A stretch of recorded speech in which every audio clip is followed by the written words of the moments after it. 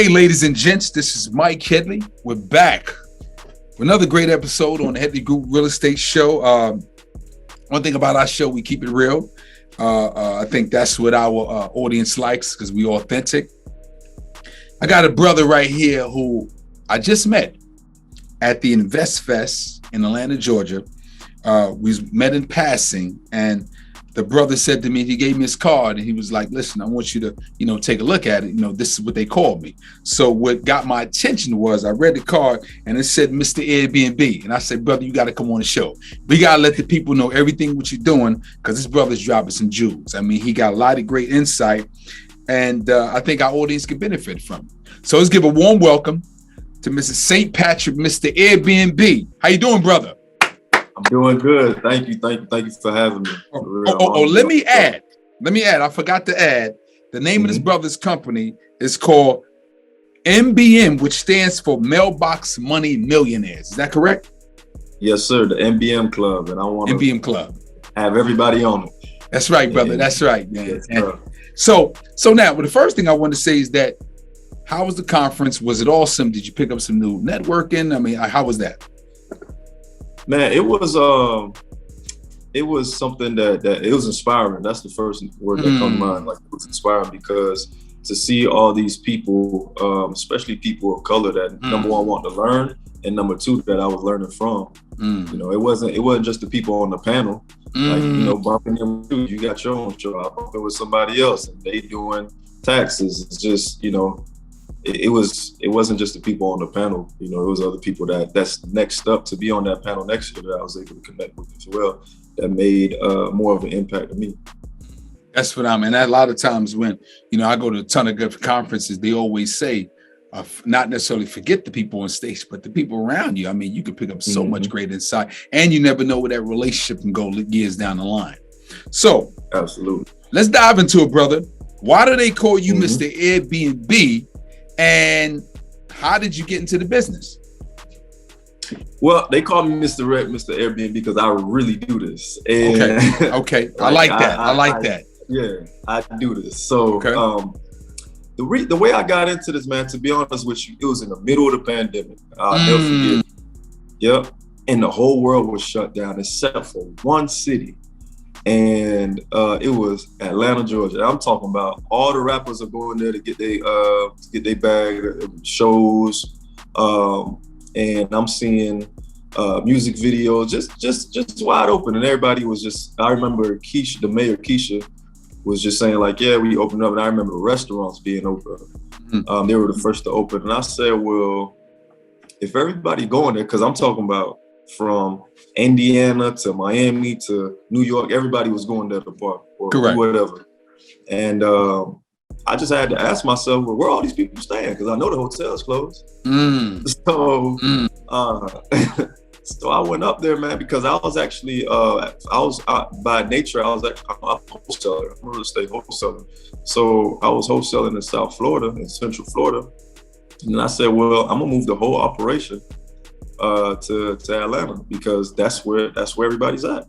And then I started wholesaling and actually making Georgia, and then I was living in Atlanta, which is an hour and a half out.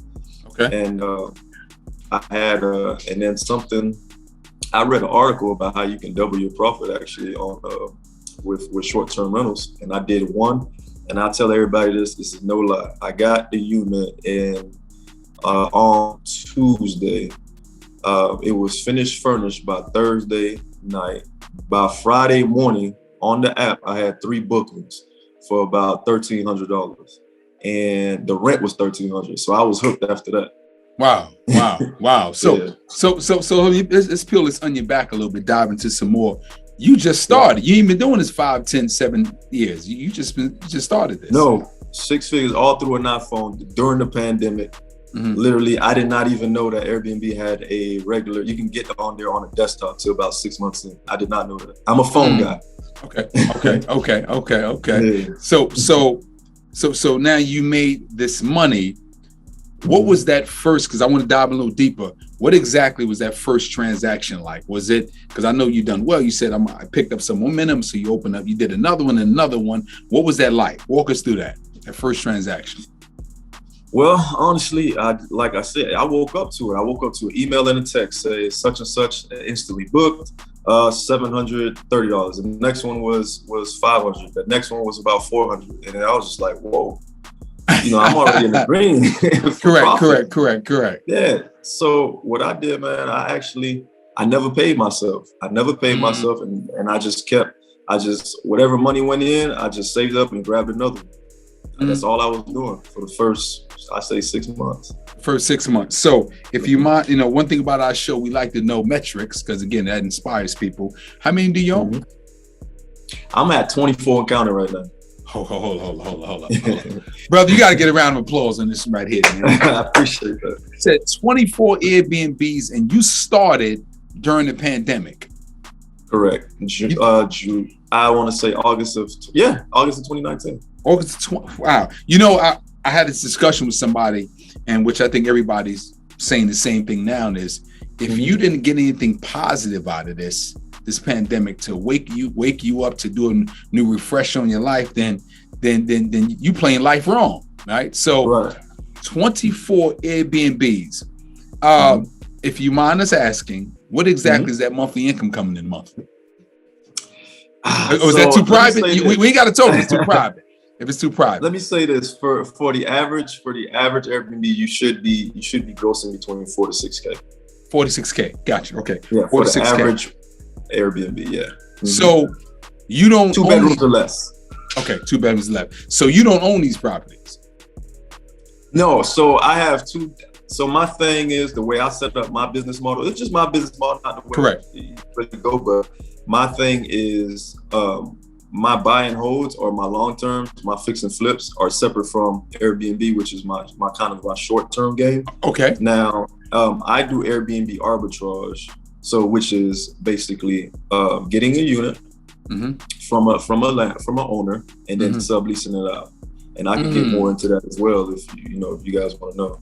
Well, yeah, we want to dive into that because if I'm saying I'm a property owner and I got my property up for rent. You come along, say, hey, I want to do Airbnb. So what prevents me to say, okay, I had it, for example, $900 a month. Well, I know you're gonna make a ton of money. Let me bump this up to $1,300. So have you faced that kind of questioning before? Like, how do you counter that? I do more than face it. I embrace it. Ooh. I like that. More than face it, I embrace it. Yeah. So the thing is, I say, hey, Mr. Landlord, like you said, your rent is $900. I love the place. I'm gonna be upfront with you. I want to do, Airbnb. Have you ever heard of it? No. Well, let me explain what it is. And now more than ever, I call it the Great Rent Depression, right? Landlords have passed the Great Rent Depression, where literally people can squat on your property for over 2 years and it's backed by the government. Facts. You cannot touch them. You cannot collect rent. You cannot evict nothing.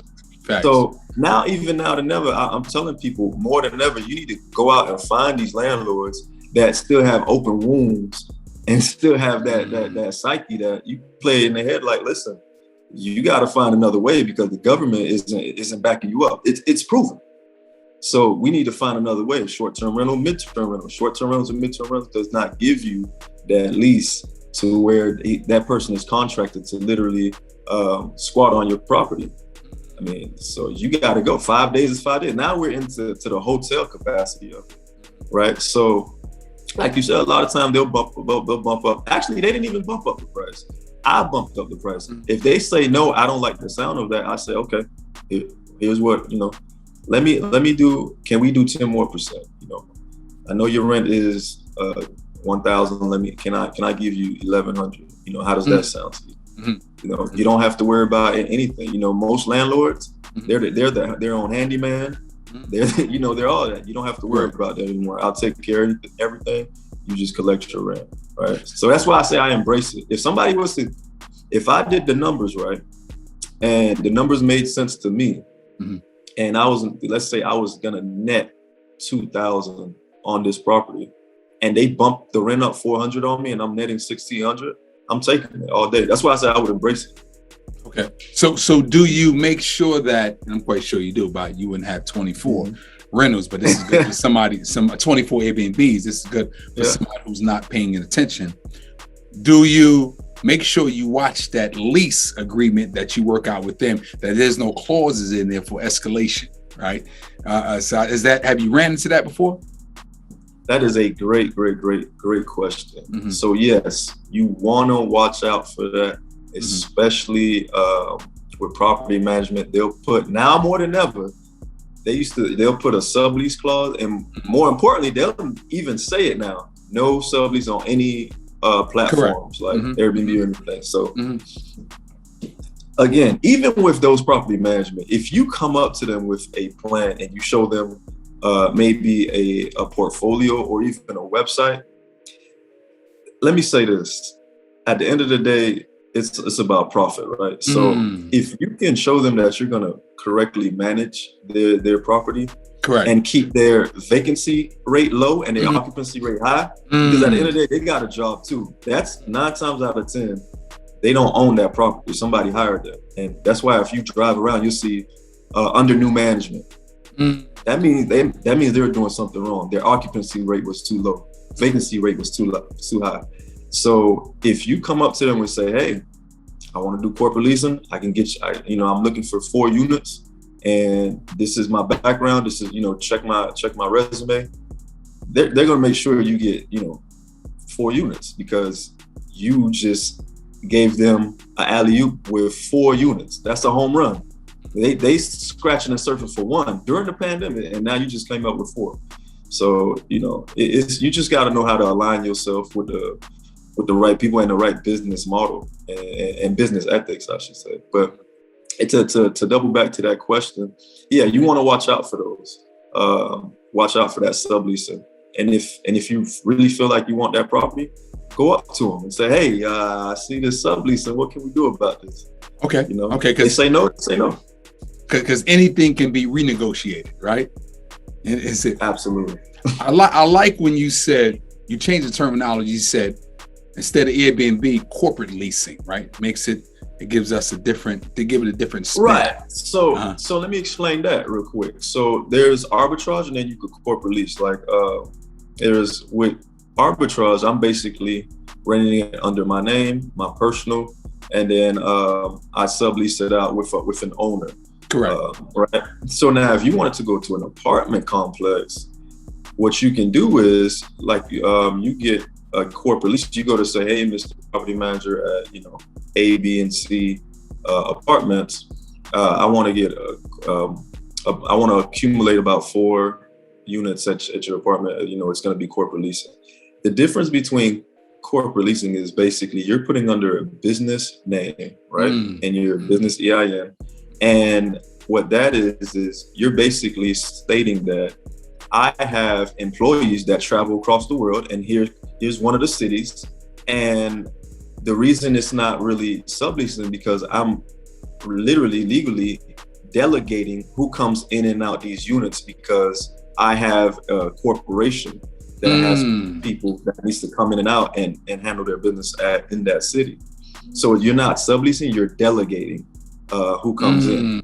And you can't really, as a property manager, you can't really say, well, this person wasn't supposed to be. They're not going to spend their time doing that. If they know you're corporate, then they're not gonna say, oh, you need to send in a checklist or a check-in sheet every month of who's coming. They're not doing that. Correct.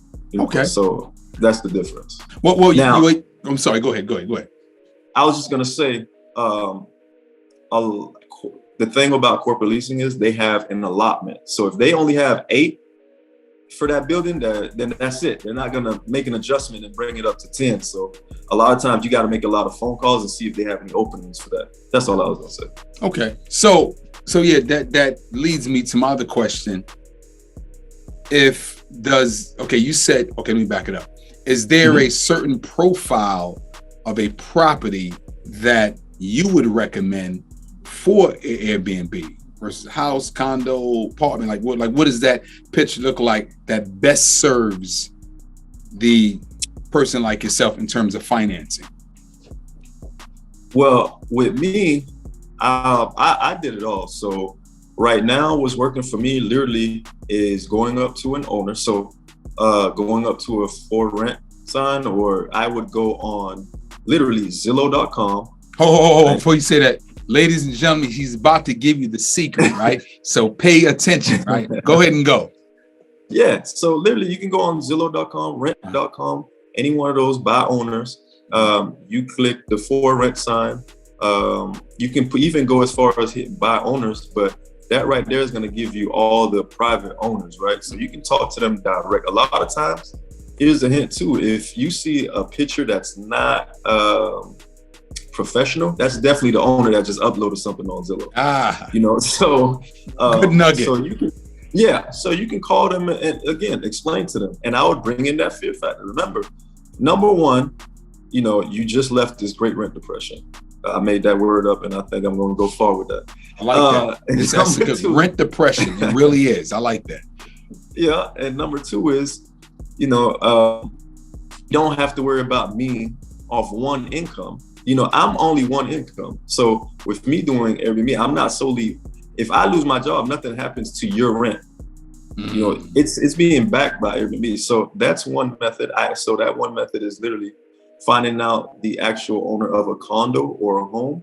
Mm-hmm. So that those are landlords. Or if you were gonna do the apartments, just finding out what apartments are Airbnb friendly.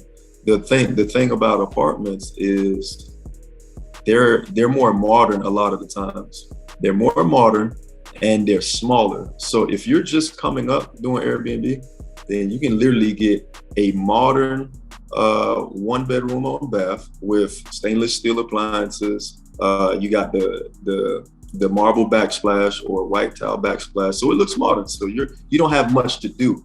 So we're talking about finance wise. So you don't have much to do, and it's about on average 650 to 750 square feet. So not much furniture, right? So literally you don't have to spend as much as, you know, getting a two bedroom house would be about 1,500 square feet. You know, now you're spending double. You know, so I would say there's different ways to do it.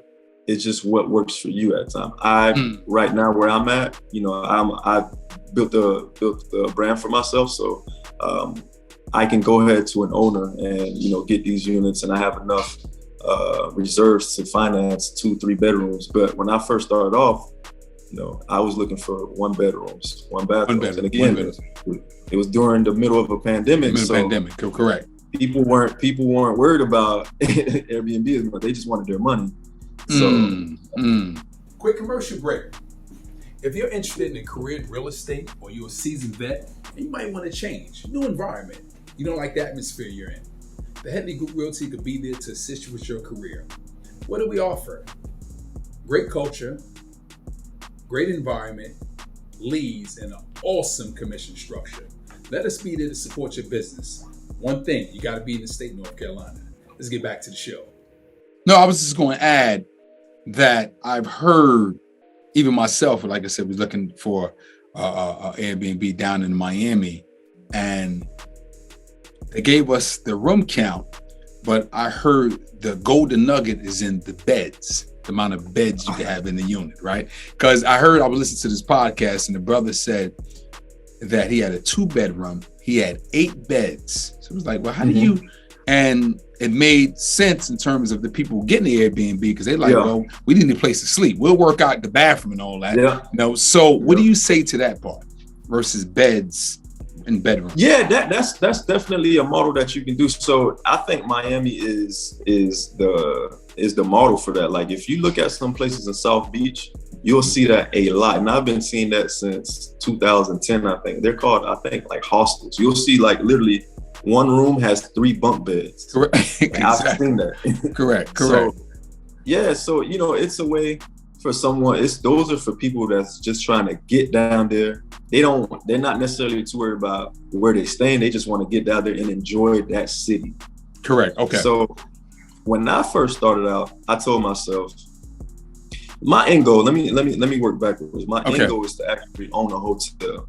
Right? So one of my favorite hotels is a Marriott chain called AC Hotel. It's a small, cheap. Yeah, I've been in before. Correct. Okay. Right. And I've been telling myself for a few years now, man, I'm gonna have one just like that. It may not be in this country, it may be in this country, but I want a small boutique hotel that's the same way. So when I started Airbnb, I asked myself, well, how do I want my model to be? How do I want my Airbnbs to look? And I said, okay, it's gonna be a hotel. I'm gonna make it just like I'm gonna run the same business formula as a hotel. Now, do I want to be a Super 8? Do I want to be a Residence Inn? Do I want to be Red Roof? Hotel? Yeah. Do I want to be a Red Roof? Or do I want to be an AC hotel? Or do I want to be a Ritz-Carlton? And that's from least to best as far as stars. And I said, well, I don't think I have enough finance to make a Ritz-Carlton, but I know I can make an AC hotel. So what did I do? I found the small boutique units with my modern appliances. So, and then I just added simple touches. I remember walking into a AC hotel. I never forget, the smell is what got me. It was such nostalgia for me. And how everybody was in a tailored white shirt, and then just hardwood floors instead of carpet. So I remember all that, and that's the same thing I looked for. Now, that's my model. Right. That's just how I do it. So, because what I want you to do is I want you to leave with an experience of my unit, not an experience of the city so much. I got you. Got you. So that's that white, like you just said. I mean, do I want to get some cheap in and out, or I want to have such experience and say, let me tell a friend, and if I come back, I want to come talk to you directly. Makes so much sense. Exactly. The greatest advertisement is word of mouth. It's word of mouth. And you know, that is so true, and not trying to get off topic. I mean, we can social media, put Facebook ads, but if somebody tells somebody, go use Mr. Airbnb, you get a ton of business. But kudos for you on that, brother. Now, when you the goal is for a hotel, right? And so now you're along this journey. Let's talk about the rocky moments, because we don't want to tell everybody, hey, you started Airbnb, everything is good. Give us one of the moments where not necessarily you was giving up, but it just kind of built your faith, because I know I got to deal with this struggle. Walk us through that. Walk us through one of them. Man, my gift and my curse is I get laser focused, but I am I shoot from the hip as far as when it comes to making decisions. If I like it, I don't necessarily have to see it. I'm going for it. So I say that to say I scaled too fast. And once, like I said, I wasn't paying myself. I was just getting units. And by the time I looked up, I was at 8 units. And I haven't established a primary cleaning person. It was rotating. One thing you'll realize when you start these Airbnbs, it's like, if you don't have it's just like not having a primary barber or your primary hair beautician. If you don't have one, then everybody comes and goes until you find that one, right? So with that cleaning people, I started having to walk behind my cleaning lady, the different ones, and I found myself picking up pieces of hair. Like they'll miss out on little things, and to the point where I had to tell myself, where if I'm going to spend an hour behind looking at you or going over your work, then what's the point of paying you? I need you, right? So here's what happened. So now I'm too focused on doing things. I'm too focused on working in the business instead of working on the business, because I don't trust anybody. Because I got one bad review, and that was it for me, right? And let me say something about bad reviews. Airbnb has an algorithm. Okay. So if you have a bad review, a 1-star review, and then what happens is, used to be the 3rd listing, they'll drop you down to the 10th, 15, 20, depending on what that algorithm is, depending on how many new, because they do push new listings up too, just to keep that new person enthused. Correct. Right? So algorithms play with your money. So I couldn't take that hit anymore, because my Superhost status was on the line too. Superhost being like 5-star basically. Okay. So I'm cleaning all these units, and you can't be at one place at one time. So correct. I'm literally from from 6 a.m. to like 10 p.m. sometimes where my day is. And I was just exhausted. And, you know, like I said, I'm just trying to find cleaning people. You'll get a call at 7 p.m. saying the washing machine went out. Now you got to get a maintenance man. You know, it's just something that I realized where you can't do it all by yourself. Correct. You know, I learned that really fast. Correct. And like I said, I'm exhausted. I'm burnt out. I'm cutting in my profit because I'm paying just basically top dollar for last minute things. So, for instance, if a cleaning lady would charge you, if you told her 3 days in advance, it might have been $80. Well, correct. You know, when somebody quits on you, you know, and then you gotta call somebody else last minute, they're charging you double, $160. But here's how I fixed that, right? So, one, I hired one of the other mistakes I did. I hired a friend to clean. One time I hired a cleaner, and it was a friend. And you know where I messed up at? I blamed myself because she was terrible. And that's okay, because I blamed myself. Mm-hmm. I never asked her if she liked cleaning. She just took a job because it was in the middle of a pandemic. It was cash. Okay.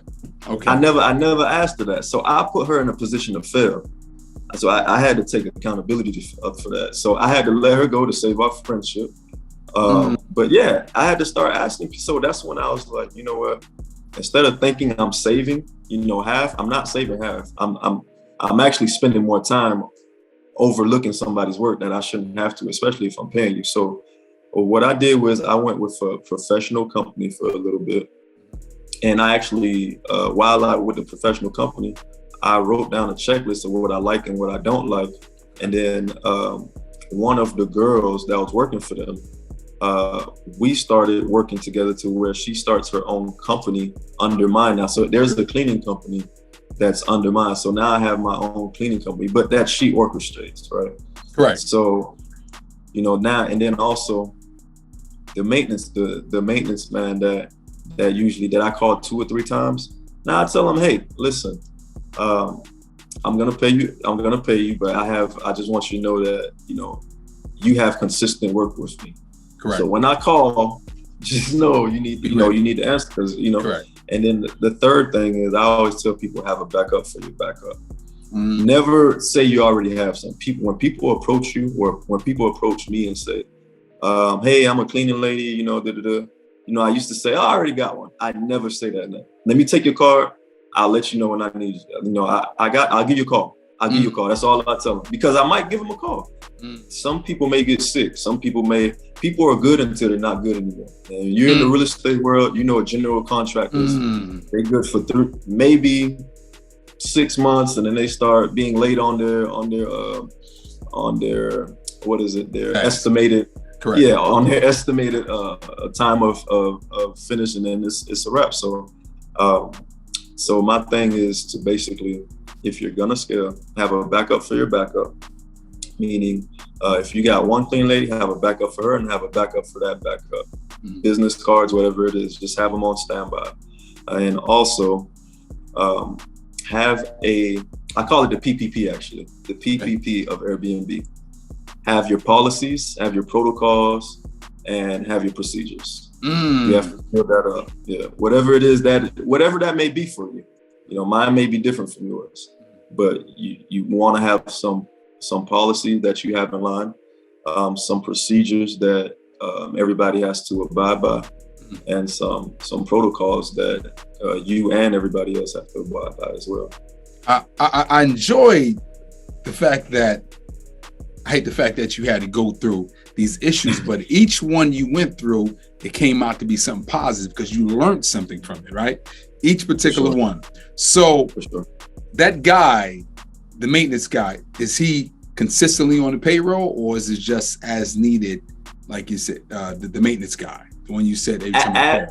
Yeah, he's as needed, but what I'll do is some things I'll give perks, right? Because I'm not big enough to put anybody on salary per se. Okay. But I will give perks like, you know, here's a tip like, hey man, you know, if you ever need one of these spots, you know, let me know. I'll give you a night free.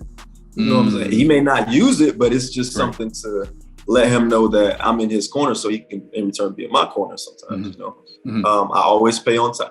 One thing about it, I always pay on time. My father was an entrepreneur before I was even born, and I just remember him. He said he just complained about how broke he is because he paid off all his workers, and it never made sense to me until now. Like when I was some days, my workers when I was first starting out make more money than me, but I knew that I had to pay them for them to come back in order for me to stay alive in business. You know, so that's a part of business too, as a part of being a boss. You know, I listen to a lot of rap songs and a lot of people scream out being a boss, and it's crazy because if you go to like a restaurant or like any type of establishment and you ask for the boss, they run away. Oh yeah. You know, if you really know what being a boss is, you don't want to be called that. That's it. You know, try to hide in the back and send somebody out and like, that stuff is real. You don't want to be bothered because you're so busy working on the business. The last thing you want to do is have some customer come, taking you away from something that could be making you more money or bettering your company.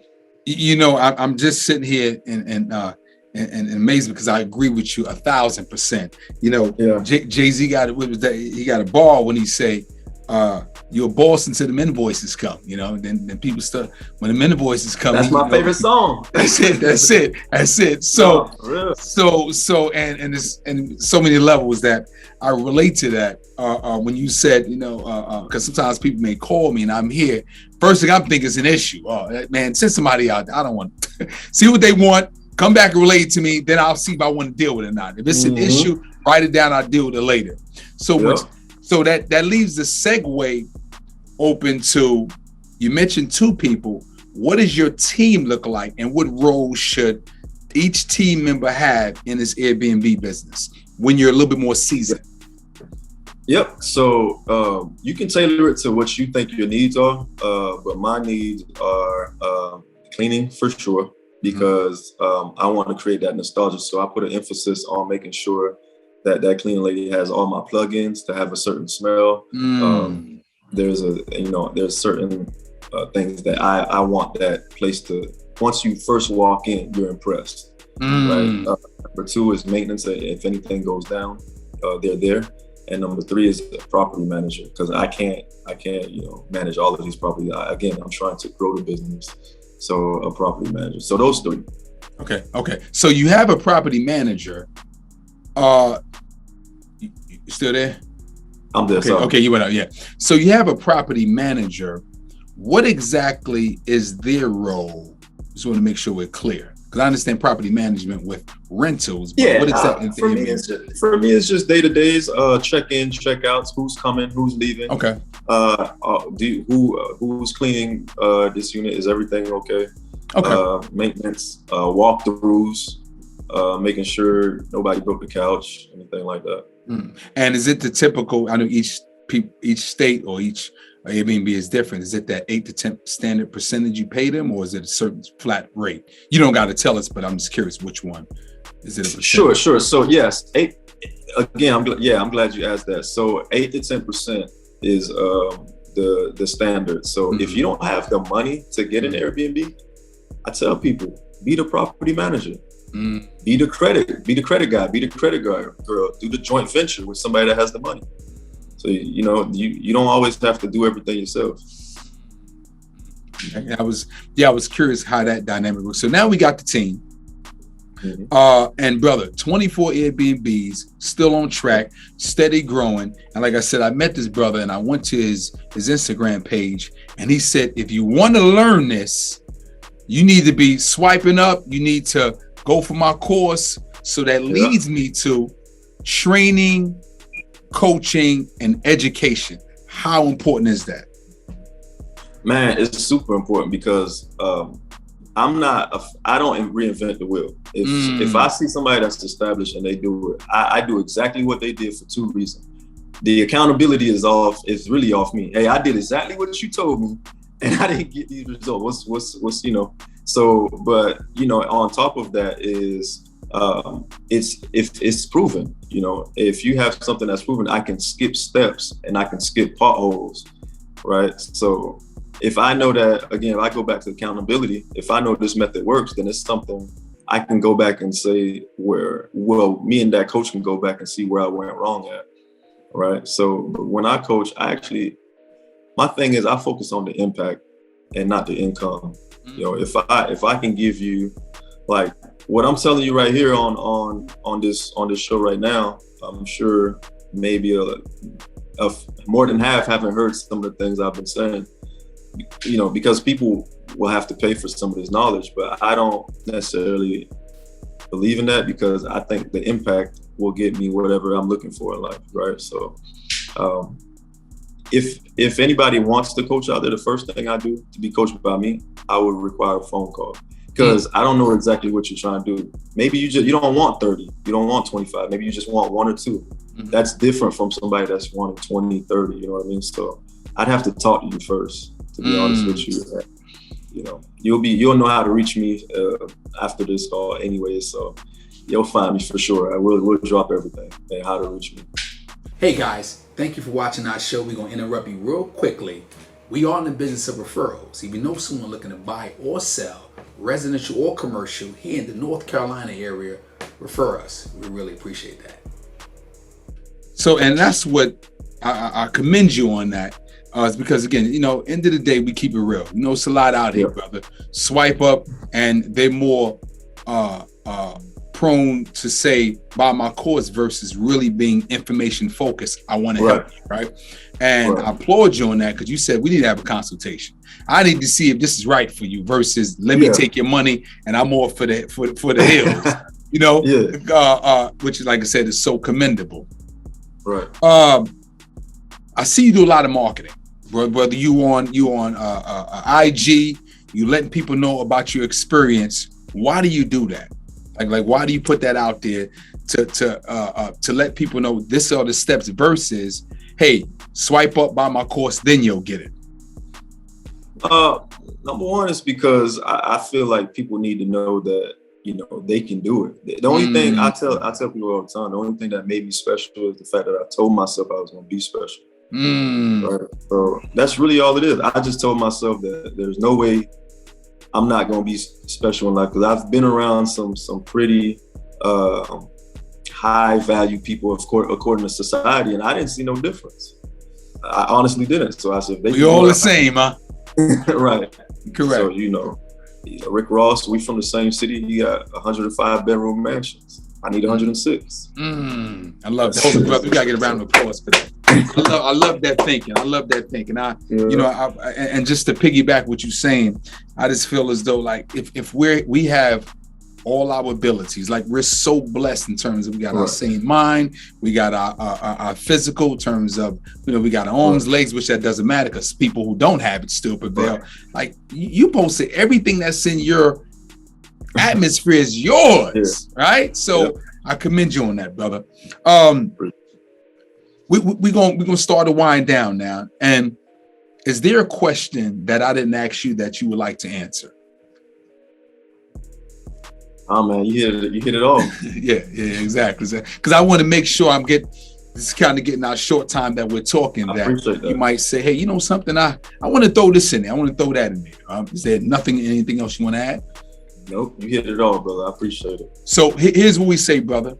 After every show, we always ask a guest for 2 golden nuggets, whether it be a scripture, a book, a quote, or somebody that said, whispered something in your ear that took you from A to Z. Go ahead and go. 2 golden nuggets. 2 golden nuggets. Okay. Well, number 1, if you don't know where you're going, anywhere will do.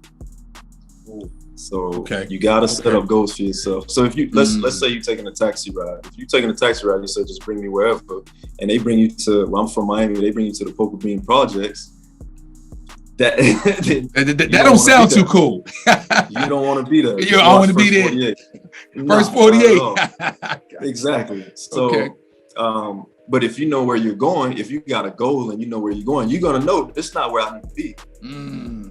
Right. So you can wait a minute. So let's put that in a more plain terms. So if you know that you want to be the next Jay-Z or as a rapper or anything, and you hang around in clubs and drinking every day, you're gonna know it's not where I need to be. I need to be in the studio. So if you don't know where you're going, anywhere will do. Wow. And number two, I would just say, no one opinion matters. You know, no one's, your reality is only your reality, and you can only be yourself in life. So be the best that you can be. That's who you can be. Don't let other people put their fears. Don't let anybody put their expectations on them. You know, just be the best you. I got that from Nipsey Hussle. Nipsey Hussle was a really, really patient guy. So yeah, so you know, it's limitless to what we can do as human beings. So if it's something that you want to do it with everything in you, pretty much. But let me tell you something. You have definitely enlightened us with some great insight, man. I mean, you really have, brother, in such a short period of time. I want to thank you for being on the show, and you definitely are an alumni, because we will reach out. And now, like I said, we like to keep it real on our show. Let me tell you how hard working this brother is. His brother reached out and said, "Hey, listen, I'm working all up to 4:15 a.m. in the morning." Right? He said, "Can we do it another time? If not, it's cool." So I know this brother's tired. That's why I want to commend you for still being on the show, because our other Fridays we was booked up. But thanks for taking the time, right? So we want to give a shout out to definitely Mr. St. Patrick. And the name of his business is Mailbox Money Millionaire Club, Mr. Airbnb. Thank you for being on the show. We'll see you all next time on the Headley Group Real Estate Show. Yes, sir. Yes, sir. And you can follow my Instagram on @1-800-SAINT. That's 1-800-SAINT on Instagram. Again, my pleasure for being on here. The honor's all mine. Anytime you want me to come back, I'm on it. Thanks a lot, brother. We'll see you all next time.